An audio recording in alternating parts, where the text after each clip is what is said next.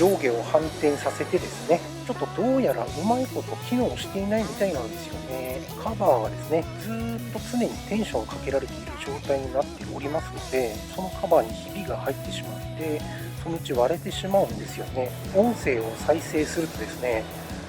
明らかに劣化してしまうんですね。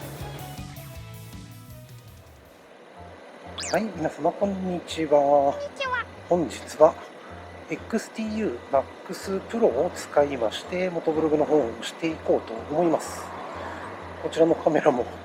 使うの久々ですね。最近 XTU S6 の方ばかりですね使っておりますので、こちら Max Pro 久々の登場となりました。今更なんですけれども、最近気づいたことがございまして、何に気づいたかと言いますと、こ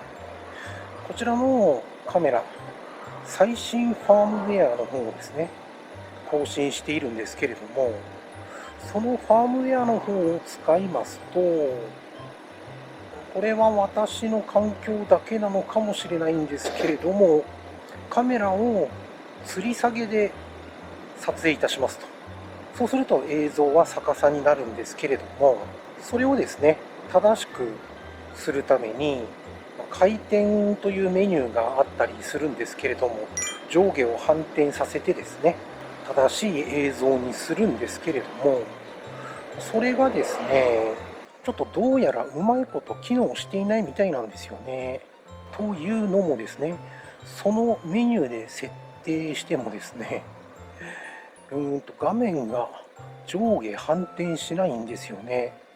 先日ですね、たまたまなんですけれども、こちら MAX Pro を使いまして、吊り下げて撮影をする機会があったんですね。そして、その吊り下げの状態の時に、メニュー項目で映像をですね、上下反転させまして、撮影したんですけれども、再生してみるとですね、全然反転してないんですよね。逆さのまま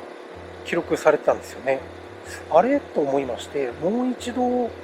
確認してみまして、きっちり反転したのを確認してですね、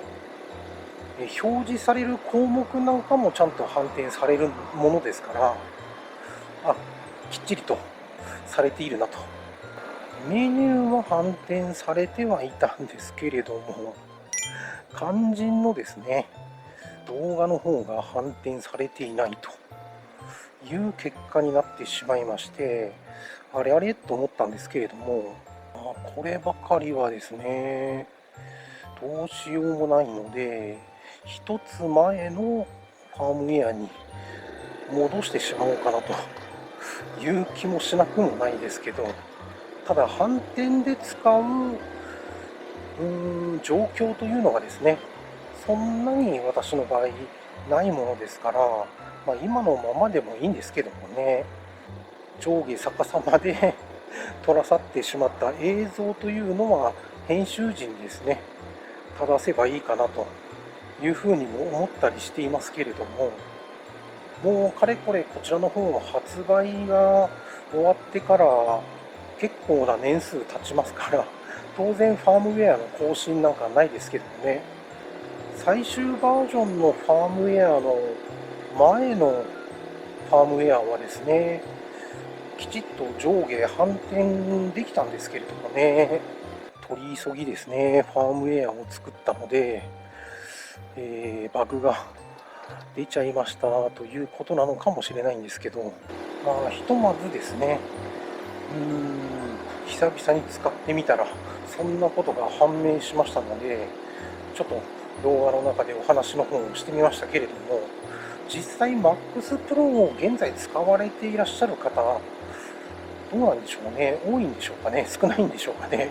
強いて言えばなんですけれども、こちらのカメラ、こちらの筐体はですね、本体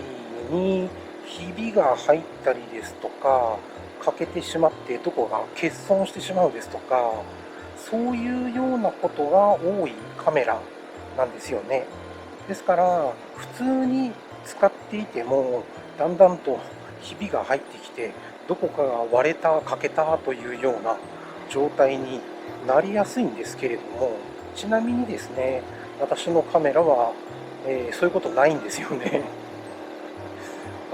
なぜかと言いますと、原因が分かっているんですよね、そうなってしまう。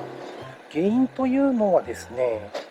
バッテリーカバーと、あと USB のカバーですね。こちらの方が、内側にですね、ゴムのパッキンみたいなものがついているんですけれども、それが厚すぎることによりまして、カバーがですね、ずーっと常にテンションをかけられている状態になっておりますので、そうすると、ただ例えばなんですけども、1ヶ月、2ヶ月、電源を入れずにですね、置いておいたとしても、そのカバーにひびが入ってしまって、そのうち割れてしまうんですよね。それが原因なんですけれども、なので私はですね、カバーの内側についているゴムをですね、あのカッターで削ってしまいまして使っているんですけれども、そうするとですね、特に割れてきたりというようなことはなかったんですよね。ですから、今のところ筐体だとかにひびは入ったりですとか、どこかが割れて欠損してしまっているというようなことはなく、綺麗な状態のままカメラの方は使っているんですけども、そういう現象が起こりやすいカメラではありますから、今現在ですね、使われていらっしゃる方というのは、もう少なくなってきているのかなという気はしますけれどもね。ちなみにですね、バッテリーや USB のカバーの内側のゴムを削ることによりまして、防水機能というのはですね、著しく下がると思いますので、そのまま本体をですね、水中の中で入れて使うですとかということはできなくなると思うんですけれども、その点が注意点っていうような感じで私は使ってましたね。あれ、そういえば言い忘れておりましたけれども、現在ですね、こちらの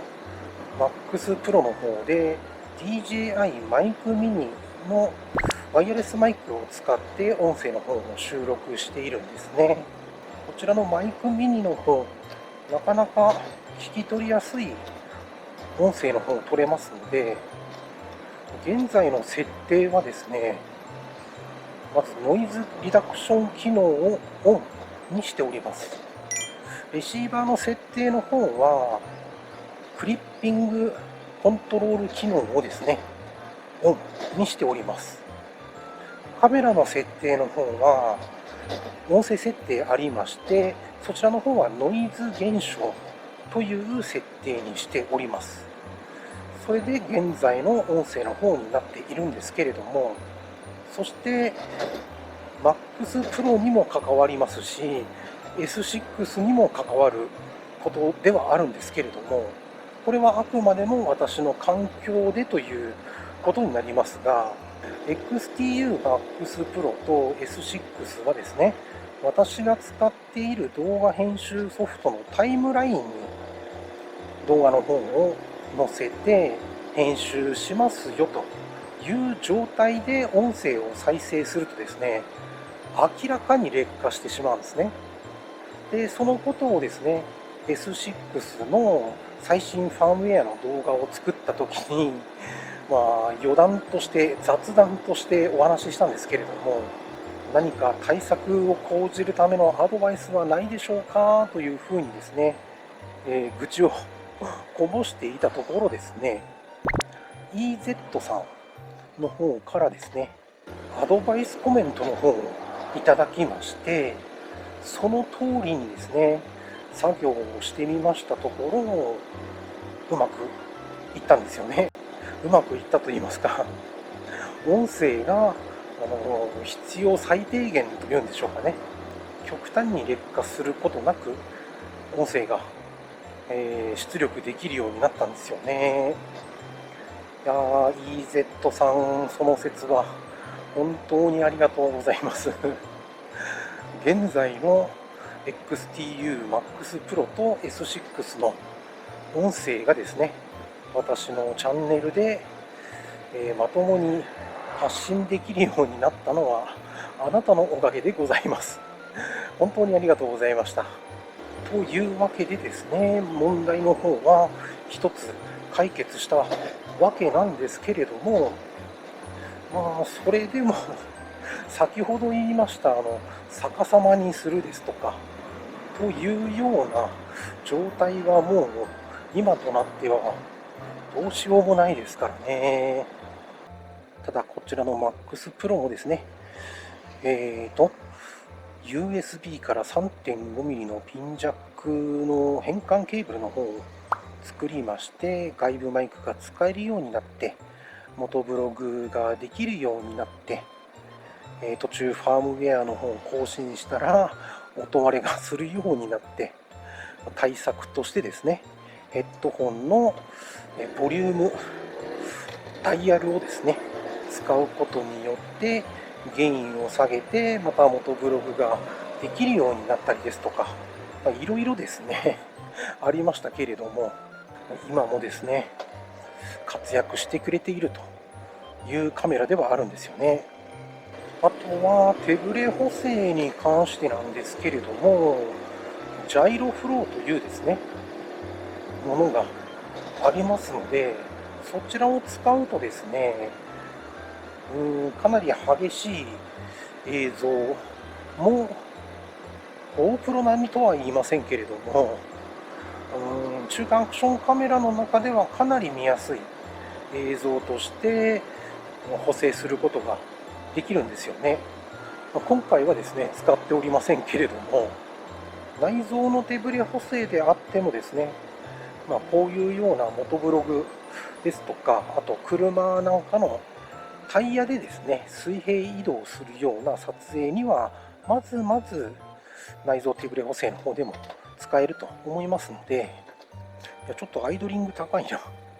ギア入れるとガックンってなるな。このカメラもですね結構長く付き合っているカメラですね。なかなかいい映像が撮れてくれますので、今後もですね使っていこうとは思うんですけれども、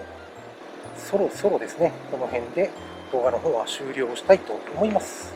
最後まで見ていただきましてありがとうございました。